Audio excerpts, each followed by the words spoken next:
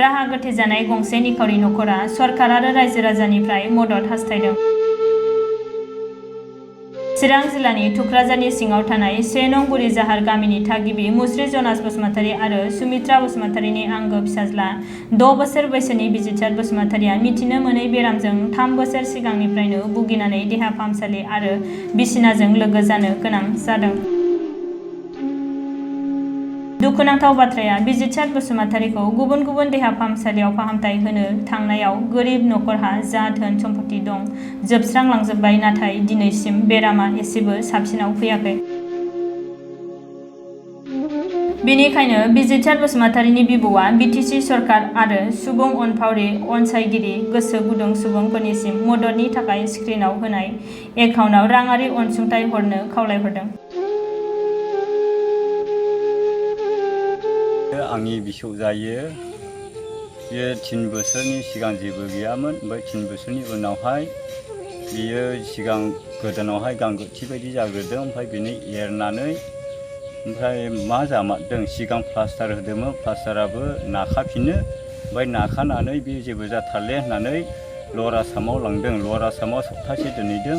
ओमफ्राय बेमाराखौ मोनाखै। बिनि उनावहाय आरो मा जामारदों होननानै बिजु डाक्टारनो दिन्थिबाय। बिजु डाक्टाराबो जेबो बेमारखौ मोनाखिसै।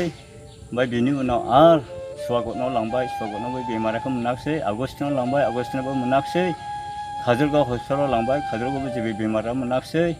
ओमफ्राय आरो सरकारनि बेंटलावहाय आरो दिन्थिहैबावबाय। बेवहाय मा बुंदों जाहैबाय, केन्सार होनना बुंदों। ओमफ्राय केन्सारनि मुलि होबाय, बेवबो जेबो जायाखिसै। ओमफ्राय दानिया गायालिनि दारुवा होबाय, दारुवाबो जेबो जायाखिसै। 3 साब्रै रजा हमबाय, बेबो जेबो खामानियानो जायाखिसै। ओमफ्राय जेबो जाथारबावले होननानै आमथिखा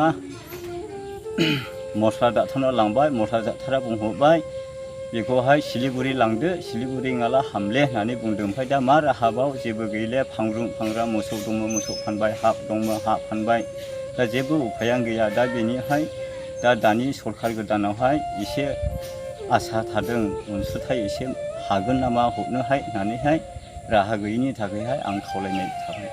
बिनि उसुबिदाया माने थुखोगां मोनो, ओमफ्राय जानो हायानो, ओमफ्राय उथुमायनि नामाव सायो होनना बुंबाय थायो बे बिसौआ।